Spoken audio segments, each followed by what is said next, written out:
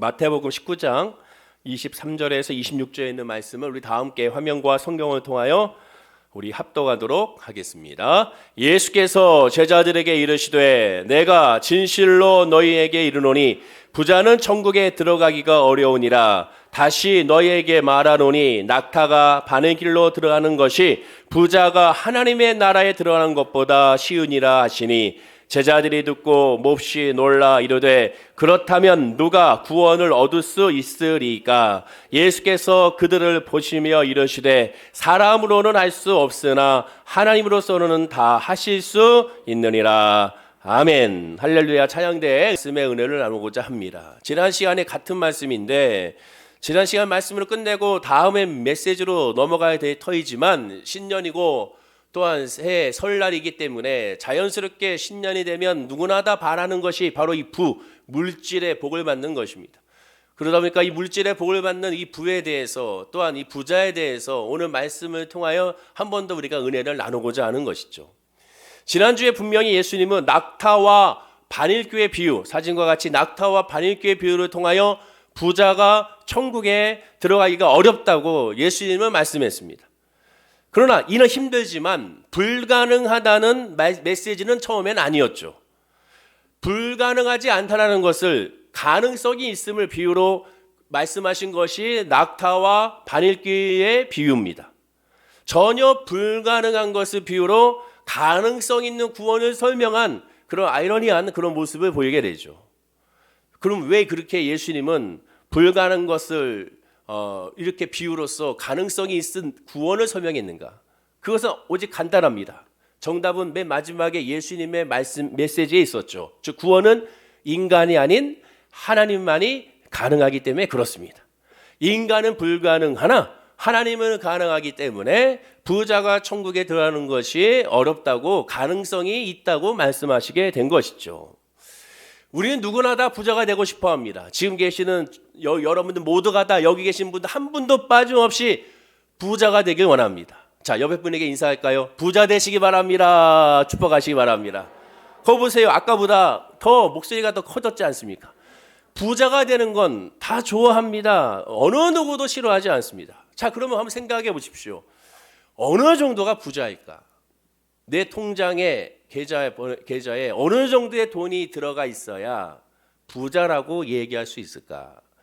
이것에 대한 설문조사를 일반 시민들을 통하여 해봤습니다. 제가 아니라 KB 경영연구소에서 2019년도에는 10억 이상 있어야 한다고 생각했습니다. 10억 이상 있어야 부자라고 생각합니다. 여기서만 10억이 부동산을 얘기하는 것이 아니에요. 통장에 10억 정도가 찍혀 있어야 부자라고 얘기하는 겁니다. 아, 나는 우리 집이 지금 뭐 몇 억인데 그게 아닙니다. 통장에 지금 현재 현금으로 뽑을 수 있는 돈이 10억 정도 되어 있어야 부자라고 생각하는 사람이 약 38.8%였습니다. 그런데 2020년도에는 이 10억 이상 있어야 부자라고 생각하는 사람들의 비율이 35.7%로 줄었습니다. 그 왜 줄었을까요? 2020년도에 무슨 일이 일어납니까? 코로나 사태가 터지게 되죠. 그러다 보니까 사람들은 10억이면 안 돼. 10억보다 더 많이 있어야 되라고 생각한 것이죠. 그 그래프가 바로 그것을 보여주고 있습니다. 자, 이 KB 경영연구소에서는 그래서 또 다시 조사합니다. 그러면 10억 이상 보유한 사람들은 과연 대한민국 사람들은 몇 명일까? 몇 명일까요? 여러분들 통장에 10억 이상 찍혀 있는 사람들이 몇 명일까? 2022년도에 살펴봤더니 약 42만 4천 명이었습니다. 42만 4천 명이 통장에 10억이 꽂혀 있어요. 혹시 여기 계신 분들 가운데 나도 그런데 하는 분이 있는지 모르겠습니다. 와, 42만 4천 명은 10억 이상의 통장에 있는 거예요. 자, 그러면 여기서 재밌는 조사를 이제 시작하게 되죠. 그러면 그 돈이 계좌에 10억 이상 들어있는 사람들을 대상으로 또 질문합니다. 당신이 생각하기에 어느 정도 가지고 있어야 부자라고 생각합니까? 라는 질문에 그래프에도 나오지만 100억은 있어야 부자라고 생각합니다. 재밌죠? 일반 시민들을 대상으로 어느 정도 통장에 돈이 있어야 부자라고 생각합니까? 했더니 10억 정도라고 얘기했는데 10억 이상 가진 사람들에게 어느 정도 돈이 계좌에 있어야지 부자라고 생각합니까? 했더니 100억은 있어야 부자라고 생각한다는 겁니다. 야, 세상에 놀랍습니다. 100억, 10억 지금 뭐 그런 상상도 할 수 없는 돈이죠. 그런데 50억 미만, 10억 이상 50억 미만을 가진 사람들 가운데 무려 78.4%, 약 80%가 나는 부자가 아니라고 생각한다는 겁니다. 이 그래프가. 아니 10억 이상 있고 50억 미만 있으면 부자잖아요. 근데 나는 부자 아니라고 80%가 나는 부자 아니에요 얘기하는 거예요. 그럼 50억에서 100억 미만 가진 사람들은 어떤가? 당신은 부자입니까? 물어봤더니 44.1%가 역시 나도 부자가 아니라고 얘기하고 있습니다. 아니 50억에서 100억이면 진짜 부자 중에 부자인데 난 부자가 아니라고 거의 반 가까이 부자가 아니라고 얘기하고 있어요. 더 놀라운 건 100억 이상 가진 사람들에게 물어봤습니다. 그러면 당신은 부자입니까? 부자 아닙니까? 했더니 그중에 100억 이상 가진 사람 중에 4분의 1, 23.8%가 역시 나는 부자가 아니라고 말하고 있습니다. 놀라운 결과죠. 가지면 가질수록 결국에는 사람들은 만족을 못 느끼는 겁니다. 또 머리로는 알고 있어요. 아, 이 정도는 부자야. 근데 마음과 생활에서는 여전히 불안한 거죠. 더 가져야 돼. 그러나 우리 현실적으로 우리들의 입장에서 봅시다. 여기 계신 분들 가운데 정말 10억이 통장에 있어야 부자일까요? 현실적으로. 진짜는 이게 아니겠습니까? 빚이 없어야 부자가 아닐까요? 대출금이 없어야 사실상 현실적인 부자가 아닐까요? 여기 계신 분들과 나는 대출금이 없습니다. 그럼 그 사람은 정말로 현실적인 부자가 아니겠습니까? 그러나 대다수 이 모양 저 모양으로 대출금을 매달 갖고 있습니다. 그게 이 대한민국의 많은 시민들의 또한 서민들의 삶의 모습이 아니겠습니까? 2023년도에 모든 사람들이 바라는 것 중 하나가 물질에 대한 소망입니다. 돈에 대한 소망이죠. 그런데 성경은 분명히 말합니다. 디모데전서 6장 10절입니다. 우리 다 함께 읽어볼까요? 자, 시작. 돈을 살아감이 일만하게 뿌리가 되나니 이것을 탐내는 자들은 미혹을 받아 미움의 믿음에서 떠나 많은 근심으로써 자기를 찔렀도다. 돈을 살아감이 일만하게 뿌리라고 말합니다. 돈 자체는 악이 아니에요. 돈을 살아가는 것이.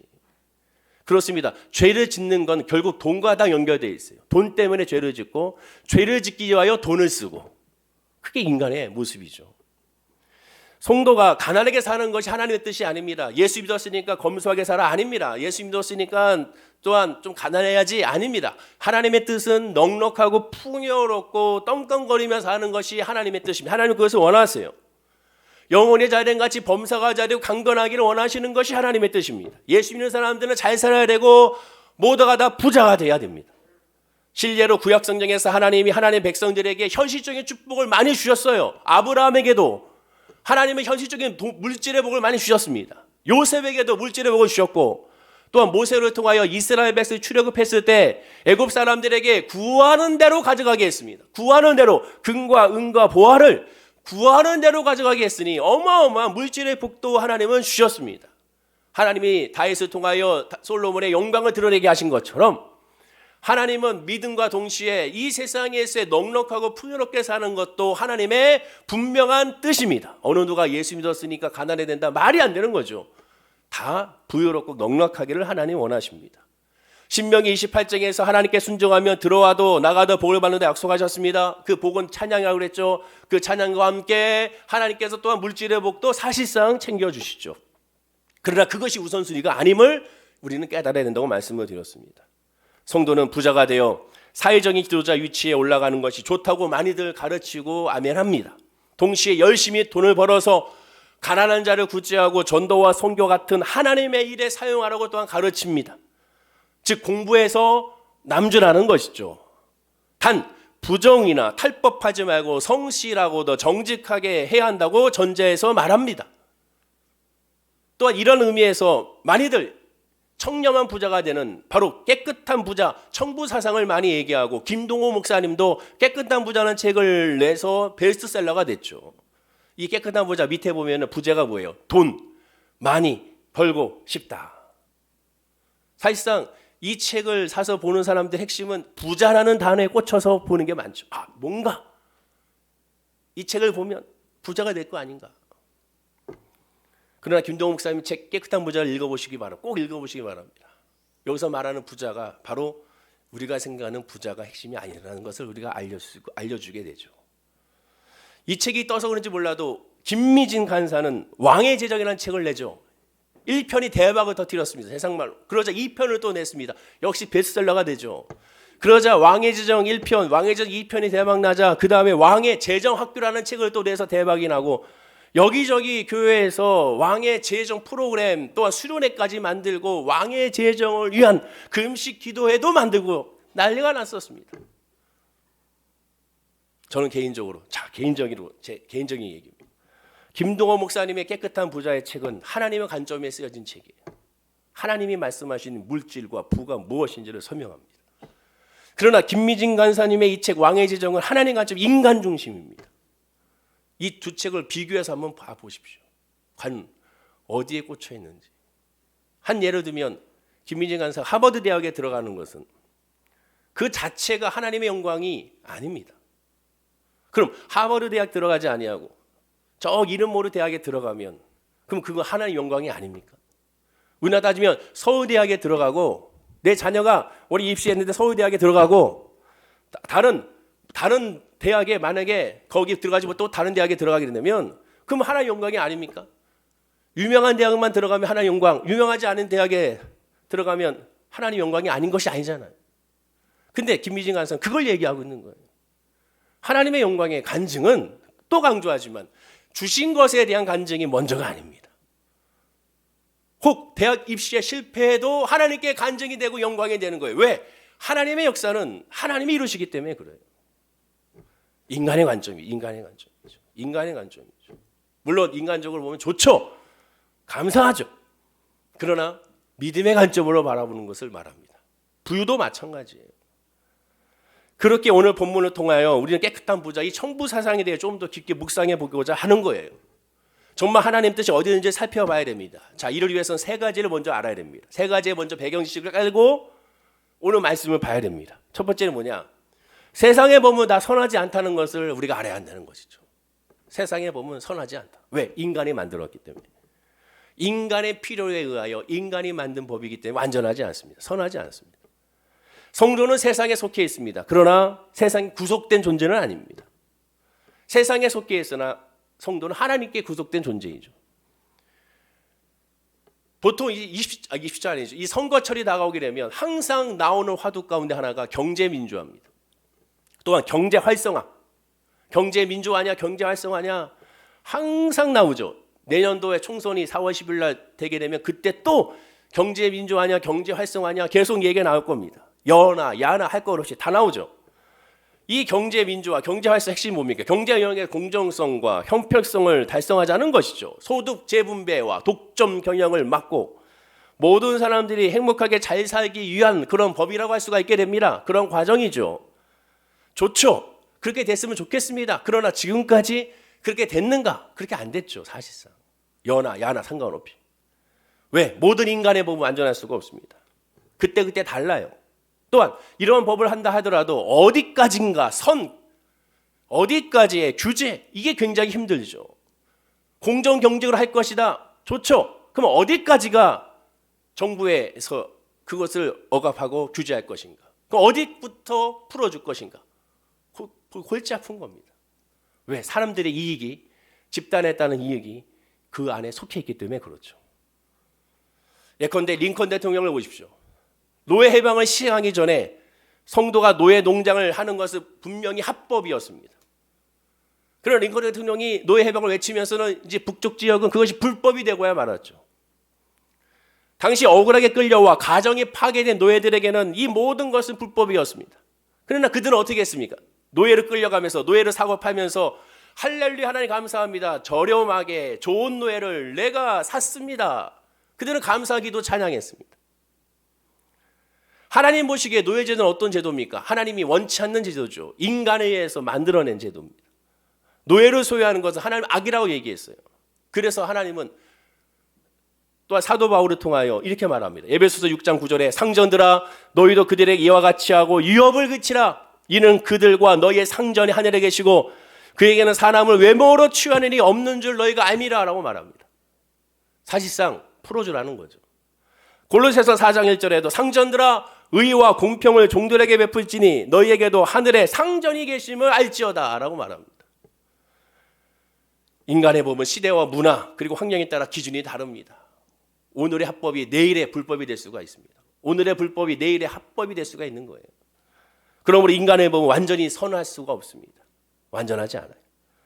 두 번째로 돈 버는 것이 1차 목표가 아님을 우리가 깨달아야 됩니다. 강단에서 우리는 많이 듣습니다. 구제나 선교를 위해서로 돈을 많이 벌어야 한다. 하나님께 많은 것을 드리기 위해 성공해야 된다. 물론 맞습니다. 구제나 선교를 하기 위해서도 돈이 필요합니다. 물질이 필요하여. 그러나 돈이 있어야 더 효과적으로 사회를 개혁하고 전도할 수 있는 것은 아닙니다. 필요 조건이지 충분한 조건은 아니에요. 즉 구제나 선교를 하기 위해서 돈은 필요합니다. 그러나 꼭 돈이 있어야 구제나 선교를 하는 것은 아니라는 것이죠. 이제 세 번째, 부자를 강조하다 보면 복음의 역격거가 생길 수가 있습니다. 기복신앙, 늘 얘기한 기복신앙. 기복신앙은 우리는 기복신앙인데 그 복은 물질의 복이 먼저가 아닌데 우리는 바로 이 물질의 복을 먼저 생각합니다. 자, 예수 믿어 형통합니다. 자, 그러면 예수 믿어 형통합니다. 그 말에 이미 벌써 형통이라는 그 단어에 많은 분들은 그 형통을 삶의 형통을 먼저 생각하잖아요. 예수 믿으면 잘 됩니다. 그게 그 잘됨을 세상적으로 먼저 생각하죠. 왜? 그렇게 또한 얘기하고 해야 성도들은 좋아하고 사람들은 아멘합니다. 그러나 성경은 세상적인 것을 먼저 말하고 있지 않습니다. 영혼이 먼저죠. 영혼이 잘 되는 것이 먼저죠. 그리고 그것에 강조하다 보니까 현실의 복락을 우선시한다고 기독교가 욕을 먹는 거죠. 예수님을 보십시오. 예수님이 3년 반 동안 공생애를 하면서 사역을 하시면서 이웃을 내 몸과 같이 사랑하라고 강조했지만 한 번도 예수님이 직접적으로 돈으로 구제한 적은 없습니다. 성경 어디에도 예수님이 돈으로 구제한 적은 없어요. 한 번쯤은 그렇게 해볼 만도 하잖아요. 야, 좀 헌금 좀 내봐. 돈 좀 걷어보시죠. 자, 특별 구제 헌금, 이웃 돕기 헌금을 내겠습니다. 자, 조금씩 지금 모여있는 산상수훈에 있는 모인들 아주 조금씩이라도 마음에 담아서 내십시오. 한 적이 한 번도 없습니다. 그래서 그것을 가지고 나눠준 적이 없어요. 예수님께 도움 받는 사람들도 한번 살펴보십시오. 수많은 사람들이 예수님의 도움을 받았습니다. 질병을 치료받고 귀신이 쫓아나가고 또한 회복이 되는 역사가 일어섰습니다. 10명의 남의 환자 중에 그러나 딱 한 명만 사마리아 사람만 돌아와 예수님께 영광을 돌려 감사했죠. 예수님께 치유나 도움받는 사람들이 그렇게 많았으나 결정적인 순간에 예수를 잡아 죽이려고 했을 때 그들은 함께 동참했습니다. 십자가에 못 박으로 소리쳤죠. 그게 인간의 모습이죠. 2010년 1월 13일 날 아이티라는 곳에서 지진이 일어났습니다. 7.0의 강도로 어마어마한 지진이 일어났어요. 근데 이 지진이 일어난 것도 놀랍지만 더 놀라운 건 지진으로 말미암아 사망자입니다.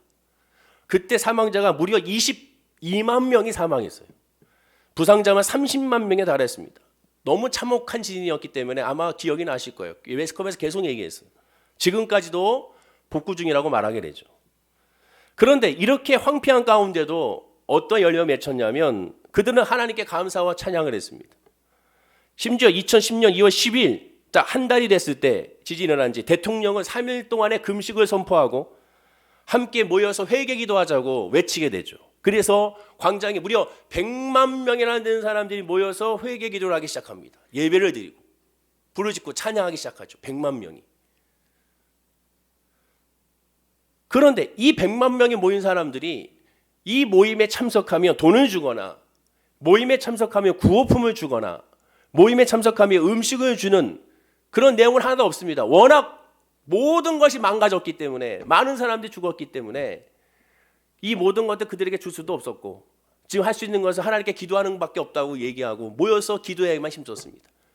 모인 사람들도 야 모였으니까 뭔가 주는 거 아니야? 왔으니까 뭔가 구호품이라도 받아가야지 그런 생각하는 사람이 없었어요. 오직 예배와 기도였습니다. 반면 그로부터 10여 년이 지난 후 IT에 또다시 지진이 일어났죠. 2021년도 8월 14일에 7.0이 아닌 7.2의 강도로 지진이 또 일어났습니다. 지난번에는 약 22만 명이나 되는 어마어마한 사람이 사망했지만 이때는 물론 많이 사망했지만 그때보다는 적게 사망했죠. 1,419명이 사망하고 부상자는 6,900명이었습니다. 자, 이때도 똑같이 10년 전에 이런 일이 있었으니까 또 모여서 하나님께 기도하고 위로하자라는 내용이 있었죠. 그런데 여기서 어떻게 얘기했냐? 자, 모이세요. 자, 모이고 나서 구호품을 주겠습니다라고 얘기했어요. 자, 모이긴 모였어요. 근데 어떤 일이 일어나? 예배가 엉망진창, 예배가 드려지지 않았어요. 왜? 구호품을 챙기는 사람들로 말미암아 서로 싸워서 가져가기 위해서 약탈이 벌어지기 시작하죠. 사도 바울은 유대인의 모함으로 아그리빠 왕에게 재판을 받을 때 아그리빠 왕 앞에서 사실에 묶여진 채, 사진과 같이 그림과 같이 묶여진 채 이렇게 말합니다. 사도행전 26장 29절이에요. 우리 다 함께 읽어볼까요? 자, 시작. 바울이 이르되 말이 적으나 많으나 당신뿐만 아니라 오늘 내 말을 듣는 모든 사람도 다 이렇게 결박된 것 외에는 나와 같이 되기를 하나님께 원하나이다 하니라. 이렇게 결박된 것 외에는, 쇠사슬로 묶인 것 외에는 당신은 나와 같이 되기를 원합니다라고 말합니다. 돈이 많아서 구제하고 전도하는 것은 믿음이 없어도 누구나 할 수가 있습니다. 또 그럴 때 전파되는 것은 사실상 복음이기보다는 준 것만 집중합니다. 들어있는 것만 집중해요. 아까 IT 같이 순수하게 모여서 예배하고 기도합시다. 아무것도 줄 수 없어요. 모이자니까 알아서도 100만 명이 모여서 회개 기도하고, 그리고 기도와 동시에 또한 이것을 극복하기 위하여 모두가 다 자발적으로 우리 아치 새마 운동처럼 모두가 자발적으로 참여하여 이 복구에 위한 노력을 하기 시작했죠. 그러나 10여년 지난 뒤에는 모인 사람들에게 또한 구원품을 주겠다 하니까 이 구원품에만 꽂혀가지고 여기에 서로 싸우고 약탈하고 난리가 났습니다. 예수의 이름이 높아지는 것이 아니라 자칫 잘못하면 돈 있는 사람이 높아질 수가 있고 구제하는 사람이 높아질 수가 있습니다. 세상 사람, 세상의 기업은 구제할 때 자기의 기업을 드러내야 돼. 왜? 그것이 목적이니까. 이윤 추구에. 그러나 믿음의 사람은 먼저 핵심은 하나님이 돼야 되는 거죠. 그것이 먼저가 아닙니다. 교회의 목적은 또 강조하지, 복음이 먼저지 다른 게 먼저가 아니에요. 내가 예배 드리는 것이 하나님이 먼저가 돼야지 그로 말미암아 뭔가가 떨어질 거 생각하면 안 됩니다. 야, 내가 교회 가면 뭔가를 얻을 수 있을 거야. 내가 교회 가면 내 사업에 도움이 될 수 있을 거야. 내 앞으로의 가정에 도움이 될 수 있을 거야. 교회 가면 내 뭔가 물질에 도움이 될 수 있을 거야. 이미 벌써 복음의 방향이 달라졌습니다. 그럼 복음이 들어가지 않아요. 착각할 수가 있는 거예요. 성경은 엄숙하게 선포합니다. 창세기 8장 21절에 이렇게 말하죠. 우리 다 함께 읽어보겠습니다. 자, 시작. 여호와께서 그 향기를 받으시고 그 중심에 이르시되 내가 다시는 사람으로 말미암아 땅을 저주하지 아니하리니 이는 사람의 마음이 계획하는 바가 어려서부터 악함이라 내가 전에 행하는 것 같이 모든 생물을 다시 멸하지 아니하리니. 사람의 마음이 계획하면 어려서부터 악합니다. 인정해야 되는 거예요. 자기 이익이 있으면 눈이 뒤집어지는 게 저와 여러분의 모습입니다. 그 이익이 조금이라도 다른 생각에 비교하여 없다고 생각하면 그러면 결국에는 믿음이고 뭐고 다 사라지는 게 인간의 모습이에요. 에레미야 17장 9절에도 말합니다. 만물보다 거짓되고 심히 부패한 것은 마음이라고 말하고 있습니다. 만물, 모든 세상의 만물보다 가장 부패한 게 인간의 마음이라는 충격적인 메시지죠. 기억하십시오. 예수님은 성도에게 높은 자리에 오르라고 말한 적이 단 한 번도 없어요. 너 높은 자리에 올라가야지 하나님 일을 할 수 있는 게 아닙니다, 여러분.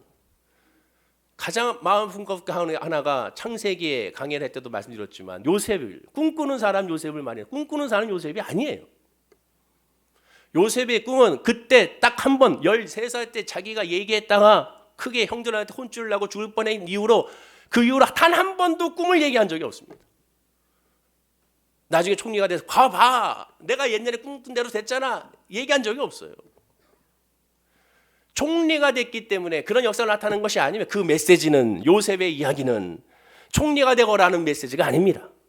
하나님 앞에 어찌 득죄하리요. 하나님만 섬기고 하나님을 바라본 사람의 하나님께서 어떻게 역사하셨는지에 대한 은혜를 설명하는 거죠. 하나님의 역사를 말하는 거죠.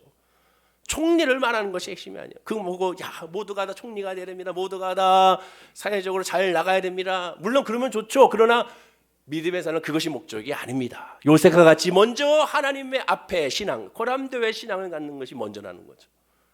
그 믿음 안에서 결국 어떠한 상황에서도 하나님께서 우리를 높여주신다는 사실을 깨달아야 됩니다. 그리고 그 높임이라는 것이 사회적인 지위가 아니더라도 내 있는 그 자리가 하나님이 나를 높여준 자리라는 사실을 깨달아야 한다는 거죠. 믿음 안에서. 아까 우리 찬양대 찬양처럼 가려 열고 예수 안에서, 예수 안에서, 예수 안에서, 예수로 말미암아, 은혜로 말미암아 우리가 섬기고 사랑하고 할 수가 있는 것처럼, 예수님은 사람을 할 수 없으되 하나님은 할 수 있다고 그래서 덧붙인 겁니다. 자, 그렇다면 예수님은 왜 이렇게 부자들에 대해서 너무나도 냉혹하게 말씀했을까? 이 부자 청년 관리에게 왜 이렇게 냉혹하게 말씀했을까? 답은 본문에 있죠. 마태복음이 아닌 같은 메시지 마가복음 10장 20절에 정답이 있습니다. 우리 한번 읽어볼까요? 자, 시작. 그가 여짜오되 선생님이여 이것은 내가 어려서부터 다 지켰나이다. 이 청년이 내가 어려서부터 다 지켰습니다. 무엇을? 예수님이 십계명을 얘기했거든요. 난 어려서부터 다 지켰습니다. 계명을 다 지켰다고, 그것도 어려서부터 그랬다고 했기 때문입니다. 부자 청년 관리의 이 대답에는 아주 중요한 율법의 준수를 어겼기 때문에 그래요. 본인은 몰라. 이게 충격이죠. 여전히 몰라. 내가 다 지켰는데, 나는 다 지켰어요. 하나님의 율법을 다 지켰어요. 철저하게 지켰어요. 뭐가 부족합니까? 라고 얘기했던 그 사람이, 예수님은 네가 지금 부족해, 네가 다 지켰다고 온전하다고 할진데 아니야, 부족해 라고 말하고 있는데 불구하고 여전히 깨닫지 못하고 있어요. 가장 중요한 율법을 그는 어겼습니다. 그게 뭡니까? 레위기 25장에 규정된 희년제도입니다. 희년은 회복을 말하죠. 무슨 회복? 매 50년만 되면, 50년째가 되면 종을 해방시키고 부채, 빚을 전액 탕감해주고 기업을, 땅을 본인의 주인에게 돌려주는 해가 희년입니다. 그래서 회복을 말하는 거예요. 회복의 해. 양강나풀 보면서 희년을 선포합니다. 그때는 다시 우리의 인생이 리셋되는 거죠. 처음의 자리로 다 돌아가는 겁니다. 여호수아가 가나안 땅을 정복한 후에 하나님께서 여호수아를 통하여 각 지파에게 주신 그 기업대로 다시 돌아가는 거예요. 공평하게 땅을 분배했던 그때로 다시 되돌려주는 겁니다. 왜 그렇게 하십니까? 모든 만물은 네 것이 아니라 하나님의 거라는 거죠. 희년을 통하여 모든 자원은, 또한 재물을 얻을 능력도 하나님이 주셨다는 사실을 겸손하게 깨달아라는 겁니다. 단순히 우리는 청지기뿐, 하나님께서 우리에게 주신 사명으로 이 땅을 잘 다스리고 정복하고 열매를 맺게 하는 그러한 사명자일 뿐, 그것 자체가 내게 아니라는 사실을 깨달아라는 것이죠. 사람이 잘나서 또 사람의 힘으로 불을 이루는 것이 절대 아니라는 사실을 깨달아라는 겁니다. 50년마다 처음에 공평하게 분배했던 상황으로 재출발하라는 것이죠. 그렇다면 하나님의 뜻은 어떻게 이어집니까? 부와, 절대적인 부와 절대적인 가난은 3, 4대 이르도록 세습이 될 수가 없습니다. 왜? 50년마다 다시 돌아가니까. 그러면 그 사회는 찢어지게 가난한 사람도 있을 수가 없고 어마어마한 재벌도 있을 수가 없는 거예요. 희년제도는 금수저 재벌로 태어난 행운도 없고 아무리 노력해도 재벌이 될 수도 없습니다. 왜? 50년마다 리셋하는데, 50년마다 회복이 되는데. 근데 이 하나님의 뜻을 이 부자 청년에게 한번 적용해 보십시오. 이 부자 청년이 뭐라고 얘기하면, 나는 어려서부터 지켰나이다. 참 잘났어요, 그죠? 근데 그 말 자체가 어마어마한 불신앙을 고백하고 있어요. 어려서부터 내가 지켰나이다.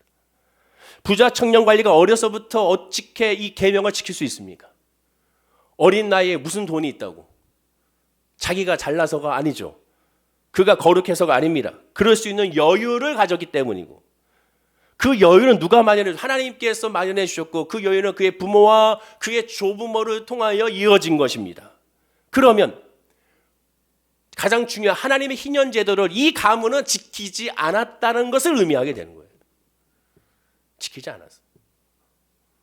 모세는 예수님보다 약 1500년 전 사람입니다. 지금 예수님이 말씀한 이때보다 1500년 전에 이 율법을, 희년 제도를 하나님께서 이스라엘 백성들에게 주셨어요. 그러면 1500년 전이니까 50년의 희년을 생각하게 되면 약 30번의 희년이 시행되어야 됩니다. 30번 동안 계속 희년이 계속 반복적으로 율법을 잘 지켰다면 돌고 돌면서 빈부의 격차가 없어질 수밖에 없고, 절대적인 가난이 없기 때문에 절대적인 구제가 있을 필요도 없는 거예요. 물론 일시적인 부자와 가난한 자, 종이 생길 수가 있습니다. 그러나 그 가난이 계속 대물림되지는 않습니다. 종의 신분이 계속 대물림되지 않습니다. 노예의 신분이 계속 대물림될 수가 없는 거예요. 50년 때가 되면 돌아가기 때문에. 율법이 민수기 36장에 그 예가 있죠. 아들이 없고 딸뿐인 슬로브와 가문을 위하여 하나님은 여자에게도 동등한 상속권을 주라고 말씀합니다. 남성들이 없습니다. 여자들밖에 없습니다. 여자들밖에 없다고 우리에게 상속권을 주지 않았습니다. 억울합니다. 모세에게 얘기하자. 모세 하나님께 말씀드리자. 하나님께 모세를 통하여 무슨 소리야? 여자들에게 동등하게 상속권을 줘라. 지금도 여성의 권리가 완전하지 못한데 하나님 무려 3,500년 전에 남녀 평등을 말씀하셨죠. 이와 같이 하나님 뜻을 제대로 안다면 여자들인가 또 어린아이들에 대해서 무시할 수가 없습니다. 하지만 지금 예수님 시대 유대 사회는 어떻습니까? 철저하게 무시하고 철저하게 투명인간 취급을 하고 있죠. 즉 예수님은 부자 청년 관리에게 부자가 된 것이 본인의 잘못 때문에 너의 잘못으로 야단친 거 전개하고 있는 것이 아니에요. 깨달으라는 거죠. 현실적으로 불가능한 희년제도를 다 지키지 않고 있는데 너만 지키라는 의미도 아닙니다. 선한 이는 한 분이라고 하나님 예수님 말씀했잖아요. 본래 하나님의 선하신 뜻을 깨달으라는 거예요. 본래 하나님의 의미가 이것이라는 것을 깨달으라는 거예요. 그리고 그 깨달음으로 하나님께서 원하는 사랑하는 섬기는 그런 믿음의 마음으로 돌아가라는 거예요. 그래서 내 모든 재산을 팔아 가난한 자에게 나눠주고 나를 쫓으라고 말씀하신 겁니다. 물질적 희년이 아니더라도 영적인 희년을 가지라는 거죠. 인간끼리는 서로 사랑만 하라는 겁니다. 내가 할 수 있는 것도 아니라는 사실을 깨달은지. 본문 26절에 다시 한번 읽어볼까요? 자, 26절 읽어보겠습니다. 시작. 예수께서 그들을 보시며 이르시되 사람으로는 할 수 없으나 하나님으로서는 다 하실 수 있느니라. 분명히 말하잖아요. 성경은 계속 얘기하면 네가 할 수 없어. 하나님이 할 수 있는. 사람은 할 수 없어. 하나님은 다 하실 수 있어. 서로 사랑해라. 우리가 사랑할 수 없습니다. 여기 계신 모든 분들 다 사랑할 수 없어요.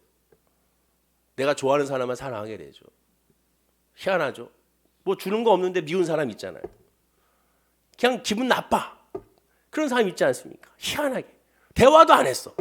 같이 뭐 일을 한 것도 아니야. 근데 괜히 만나면 부담스러운 존재. 다 한 명씩은 있잖아요. 그게 인간입니다. 그래서 사랑은 내가 할 수 있는 것이 하나님으로 할 수 있는 거예요. 성령이 내 안에 거하시면 희년제도가 율법을 몰라도 부자가 깨끗한 부자가 되라는 설교를 듣지 않아도 예수 그리스도의 은혜가 내 마음에 있기 때문에 그 빛과 향기가 드러날 수밖에 없습니다. 왜? 하나님의 마음을 알고 있기 때문에. 그 마음의 사랑을 알기 때문에. 신명기 30장 6절에 하나님은 중요한 메시지를 주시죠. 우리 다 함께 읽어볼까요? 자, 시작. 내 하나님 여호와께서 내 마음과 내 자손의 마음에 할례를 베푸사 너로 마음을 다하며 뜻을 다하여 내 하나님 여호와를 사랑하게 하사 너로 생명을 얻게 하실 것이며. 여기 분명히 말하죠. 내 하나님 여호와께서 내 마음과 내 자손의 마음에 할례를 베푸사. 할례를 베푼다는 건 성령을 주셔서 거듭나게 하신다는 거예요. 그럼 누가? 내가? 아니죠. 하나님께서 하신다는 거예요. 하나님께서 해주셔야 된다는 거예요. 그리고 너로 마음을 다하며 뜻을 다해 내 하나님 여호와를 사랑하게 하사. 마음과 뜻과 정성을 다 여호와 하나님을 사랑하라 라고 명령했습니다. 근데 명령의 핵심 뭐예요? 내가 할 수 있는 것이 아니라 하나님이 할 수 있기 때문에 그를 위해서라도 하나님께 구하라는 거죠. 마음을 다해 뜻을 다해 내 하나님 여호와를 사랑하게 하셔. 하나님께서 사랑하게 해주신다는 거예요. 내가 하는 거 되어진다고 그랬잖아요. 믿음은 되어지는 것이지 내가 결단해서 의지력으로 완성시키는 것이 아닙니다. 하나님 해주셔야 되는 거예요. 그러면 너로 생명을 얻게 하실 것이다 라고 했어요. 얻는 거예요. 얻는 거. 기독교의 전도가 다른 종교의 전도와 다른 점이 무엇입니까? 다른 종교의 신앙은 세상에서 재물을 많이 벌고 권력이 높아지는 것을 목표로 하기에 그래서 출세한 사람이 전도하는 것이 가장 큰 효과를 얻는다고 생각합니다. 왜? 종교를 믿는 성도들 입장에서 교인들 입장에서는 신도들 입장에서는 그런 사람의 본을 받고 싶기 때문에 그래요. 근데 기독교는 그러면 안 됩니다. 많이들 착각하는 게 뭐예요? 거기 있죠. 세상에 유명한 사람, 연예인이라든가 유명한 사람들이 와서 간증을 시킵니다. 물론 좋아요. 근데 대부분 그게 일회성이에요. 아, 내가 누구의 간증을 듣고 내가 예수 믿었어. 과연 몇 명이나 됩니까? 여기 계신 분들 누구에 의해서 전도를 받았습니까? 유명인을 본받아 유명인처럼 되고 싶어서 예를 들면 링컨과 같이 백악관에 기도를 하는 것을 본받아 나도 링컨처럼 백악관에서 기도하는 것처럼 나도 그렇게 되고 싶습니다라고 하나님께 붙잡은 사람이 몇 명이나 됩니까? 록펠러처럼 11조를 많이 한다고 하니까 나도 그렇게 되고 싶습니다라고 록펠러처럼 되게 없어, 록펠러처럼 되게 없어서라고 기도해가지고 한 사람이 과연 몇 명이나 됩니까? 대부분 내 주변 사람들을 위해서, 아무것도 없는 내 주변 사람들, 어쩌면 찢어지게 가난한 내 주변 사람들, 어쩌면 힘들고 지치고 나보다도 고통스러워하는 사람들을 위해서 예수를 복음을 전해 받아 손붙잡고 온 사람들이 대부분입니다. 복음은 유명인이 먼저가 아니에요. 세상적인 것이 그래서 먼저가 아니라는 겁니다. 기독교는 그래서 정반대예요. 감옥에 있는 사형수를 불쌍히 여겨서 전도할 뿐만 아니라 사도 바울처럼 아까처럼 감옥에 갇혀있는 이 사형수가 간수를 전도할 수 있는 것이, 간수에게 복음을 전할 수 있는 것이 기독교의 전도입니다. 왜 가능합니까? 그것이 아까 얘기했죠. 예수님이 사람은 불가능하지만 하나님은 하실 수가 있기 때문에 그런 거예요. 무엇보다 하나님의 역사하시면 다 되기 때문에 그렇습니다. 우리의 방향, 우리의 생각, 우리의 가치관이 하나님 중심으로 그래서 바뀌어야 되는 거예요. 우리의 부도 하나님 중심으로 바뀌어야 됩니다. 우리의 모든 문제와 염려도 하나님 중심으로 바뀌어야 되는 거예요. 그게 바로 성령 충만, 믿을 때 성령 충만 받는 사람의 특징이라고 할 수가 있게 되는 것이죠. 결론입니다. 깨끗한 부자를 꿈꾼다면 좋습니다. 기도해야죠. 하지만 부자가 되기 위해서라도 뭘 해야 됩니까? 하나님을 구해야 됩니다. 하나님이 없는 부자는 있을 수가 없습니다. 하나님이 없는 부자는 그것은 축복이 아니라 저주일 수도 있는 거예요. 하나님 중심의 믿음을 그래서 구해야 됩니다. 올 한 해 주여 나는 물질의 부를 받기 원합니다. 그러면 그만큼 그 이상으로 먼저 성령을 구하십시오. 믿음을 구하십시오. 올 한 해 내 사업이 더 잘 되기 원합니다. 그러면 먼저 하나님을 구하십시오. 그리고 하나님께 한번 기도해 보십시오. 제가 늘 얘기하잖아요. 1년 동안 다른 기도하지 마시고 사업을 기도하지 마시고 직장의 승진을 기도하지 말고 자녀들의 학업을 기도하지 말고 믿음만 기도해 보십시오. 하나님 믿음을 주십시오. 내가 이 사업을 이끌기 위해서는 하나님의 믿음 성령을 부어주옵소서. 이 질병을 이길 수 있도록 성령을 부어주옵소서. 이 아픔과 상처를 이길 수 있도록 성령을 부어주옵소서. 우리의 가정에 주여 성령을 부어주옵소서. 그거면 족합니다라는 그 믿음의 고백이 저와 여러분이 됐을 때 그 믿음의 물로 말미암아 구하지도 아니한 나머지 모든 필요를 하나님 아시기에 채워주시고 어느새 높아져 있는 내 자신을 발견하고 분명히 높아졌지만 내 마음은 늘 가난해져서 낮아져서 주님 앞에 엎드리고 있는 그런 모습을 내가 아닌 주변 사람들이 발견하여 우리에게 이야기해 주게 될 줄로 믿습니다. 그때 우리의 간증은 우리가 찬양한처럼 이것이 나의 간증요 이것이 나의 찬송이세 나 사는 동안 끊임없이 주님만 찬송하리로다라는 믿음의 고백이 우리의 신앙 고백 가운데 이어지게 되는 겁니다.